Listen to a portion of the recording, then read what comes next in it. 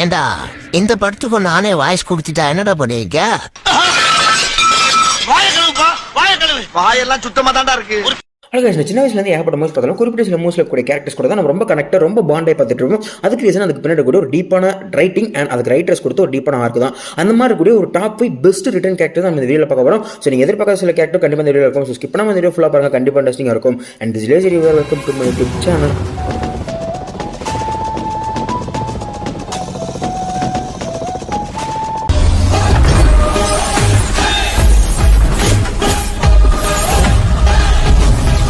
Okay, இந்த மாதிரி வீடியோக்கு நான் டிஸ்கிரிப்ஷன் இந்த வீடியோ கொடுத்துக்கிறேன். ஸோ அந்த லிஸ்ட்டில் இருக்கிறது எல்லாமே லைக் அந்த கேரக்டருக்கு கொடுக்கப்பட்ட ஆர்க் அண்ட் இந்த ப்ரெஷரில் இந்த கேரக்டர் வந்து ஒரு சம்பவம் பண்ணுது அப்படின்னா அந்த கேரக்டர் அதை ஏன் பண்ணுது அப்படின்னு நம்ம ரைட்டர் கொடுக்கப்பட்ட அந்த ஜஸ்டிஃபிகேஷனை பொறுத்து அண்ட் என்னோட பர்சனல் ஒப்பீனியனையும் பொறுத்து இந்த லிஸ்ட் பண்ணி அப்படின்னு சொல்லலாம். இப்போ நம்ம வீடியோ கண்டினியூ பண்ணிடலாம். ஆரம்பிக்கலாங்களா?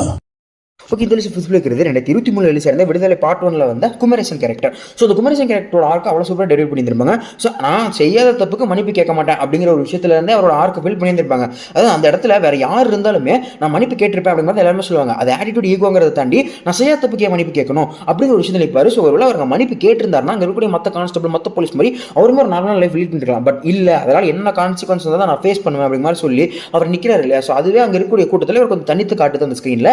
அதே மாதிரி பார்ட் 2ல் நம்ம வாத்தியரோட கணக்கு கேட்டுட்டு அண்ட் கவர்மெண்டோட இஷ்யூவை கேட்டுட்டு யாருக்காக நம்ம போராடணும், இங்கே யாருக்காக போராடிட்டு இருக்கோம், உண்மையிலுமே எதிரி யார் அப்படிங்கிற விஷயத்தை குழம்பு நிற்கிது. அண்ட் கடைசியில் அவர் எடுக்கக்கூடிய முடிவு அப்படிங்கிற விஷயத்தில் அவரோட கேரக்டரை அவ்வளோ சூப்பராக டெலிவரி பண்ணியிருப்பாங்க. இந்த கேரக்டர் ஒரு ஃபுல் சர்க்கிளாக வந்து ஒரு நல்ல கேரக்டராக மறைஞ்சிக்க வேண்டியது. பட் பார்ட் 2 நடந்த சில ஃபிளாஸ்னால ஃபுல் சர்க்கிள் ஆக வேண்டியது ஒரு 80 to 90% சர்க்கிள் மாதிரி தான் எனக்கு ஃபீல் கொடுத்துருந்துச்சு. அந்த கேரக்டர் இன்னுமே நல்லா கன்வின்ஸ் பண்ணி பார்ட் 2ல செமையான ஒரு எண்டிங் கொடுத்துருக்கலாம். பட் அது இன்னுமே கன்வின்ஸ் ஆகிற அளவுக்கு பார்ட் 2ல ரைட்டிங் பத்தல அப்படிங்கிற மாதிரி ஒரு ஃபீல் இருந்துச்சு. பட் ஸ்டில் இந்த கேரக்டரோட ஆர்க் அண்ட் அதோட அந்த ஜஸ்டிஃபிகேஷன் அப்படிங்கிறது எனக்கு ரொம்ப பர்சனலாக புரிஞ்சுட்டு இருக்கும். நான் 5th பிளேஸ்ல வைக்கிறேன்.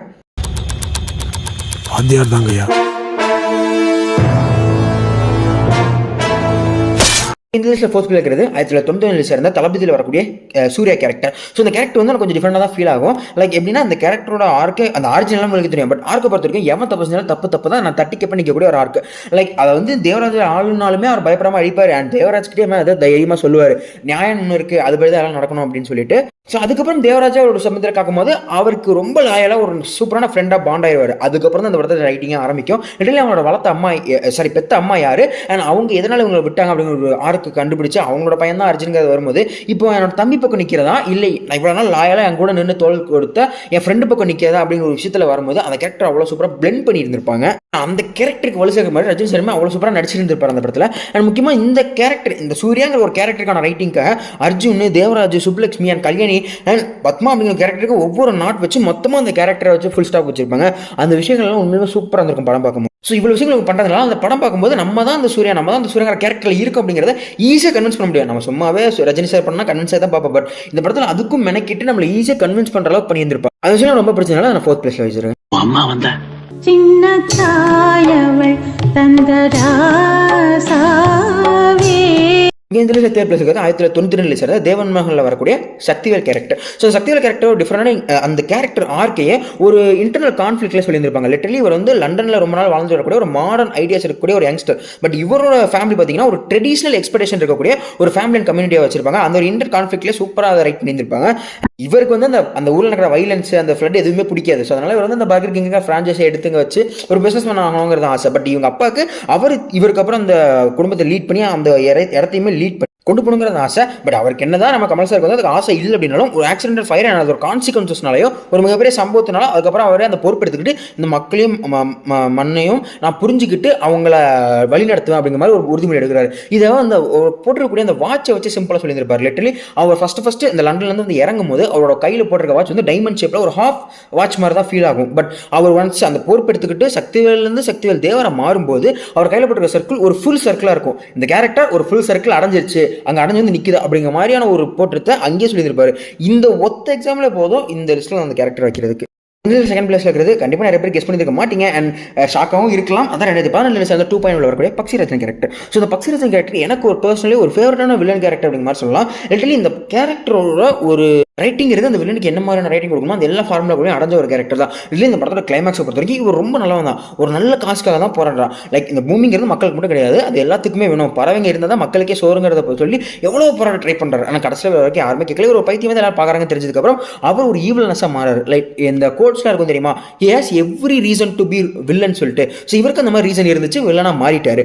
பட் என்ன இந்த மாதிரியான ஒரு ஜஸ்டிஃபிகேஷன் அந்த ஹீரோ கேரக்டர் கொடுக்கல, அது ஒரு ரோபோட்டுங்கிறனால கொடுக்காம இருந்திருக்கலாம். பட் நம்ம மக்களுக்கு கமர்ஷியல் மூவியோ ஒரு பார்க்கக்கூடிய ஆடியன்ஸ்க்கு அந்த ஒரு ஜஸ்டிஃபிகேஷன் தேவைப்படுங்கிறனால அது மட்டும் மிஸ் பண்ணியிருப்பாங்க. கடைசியிலுமே இந்த வில்லன்கிறது மக்களை தான் கொல்ல வரான். ஸோ அங்கே காப்பாற்ற தான் ஒரு கேரக்டர் வருது அப்படிங்கிற மாதிரி முடிச்சு. இந்த 2.0 இருக்கக்கூடிய மற்ற எல்லா ரைட்டிங் வச்சுட்டு இந்த பக்ஷிராஜனோட ரைட்டிங் மட்டும் பார்த்தீங்கன்னா இன்னும் நல்லா இருக்கும். எனக்கு தெரிஞ்சு அதை மட்டும் சங்கர் சாருக்கு ஏதோ ஒரு நல்ல ரைட்டர் எழுதி கொடுத்துட்டு போன மாதிரி ஒரு ஃபீலும் வரும். டைம் செக் பண்ணி பாருங்க, உங்களுக்கு பிடிக்க வாய்ப்பு இருக்கு.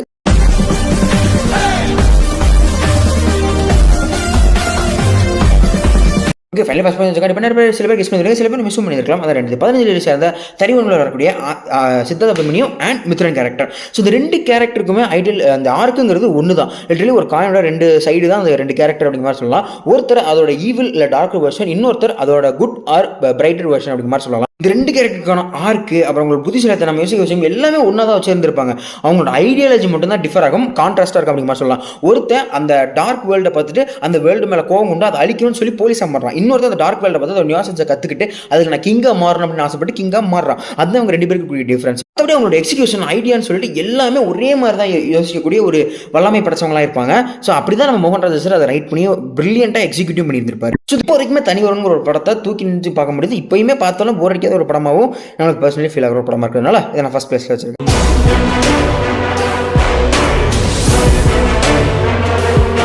அண்ட் ஃபைனலி வீடியோ கொண்டு நான் சொல்லிட்டேன். ஸோ இந்த வீடியோவில் வந்து உங்களுக்கு ஒரு தாட்ஸ் இருக்கும், இதெல்லாம் என்னோட ஒப்பீனியன் அண்ட் இது என்னோட பர்சனல் ஆர்டர். உங்களோட ஆர்டருங்கிற சொல்லிட்டு எனக்கு வந்து உங்களோட ஒப்பீனியன் கண்டிப்பாக கமெண்ட் சொல்லியிருப்பாங்க. அண்ட் இந்த மாதிரி நீங்கள் நிறைய படம் பார்த்துருக்கலாம், உங்களுக்கு நிறைய கேரக்டர் வந்து பர்சனலி கனெக்ட் ஆகி உங்கள் கூட ரொம்பவுமே பாண்டாக இருந்திருக்கலாம். ஸோ அந்த மாதிரி இருக்கக்கூடிய சில கேரக்டர்ஸோட பேரை கண்டிப்பாக கமெண்ட் சொல்லியிருப்பாங்க. நானுமே நிறைய கேரக்டர் மிஸ் பண்ணியிருக்கேன் எனக்கு பிடிச்சதையுமே. ஸோ அடுத்த வீடியோ பார்ட் 2 அப்படிங்கிறது போட கண்டிப்பாக ட்ரை பண்ணுறேன். அண்ட் ஃபைனலி இந்த வீடியோ பற்றின தாட்ஸ் அண்ட் இந்த கண்டென்ட் பற்றின தாட்ஸை கண்டிப்பாக கமெண்ட் சொல்லியிருப்பாங்க. அதனால தெரிஞ்சுக்கிறேன். இந்த வீடியோ ஃப்ளாஸ் இருந்துச்சு அது மாதிரி கமெண்ட் சொல்லுங்கள். அடுத்த வீடியோ திருத்திக்க ட்ரை பண்ணுறேன். அண்ட் வழக்கமாக சொல்லதான் முடிச்சுக்கிறேன். இதே மாதிரி The name is Siddharth Abhimanyu. Good luck.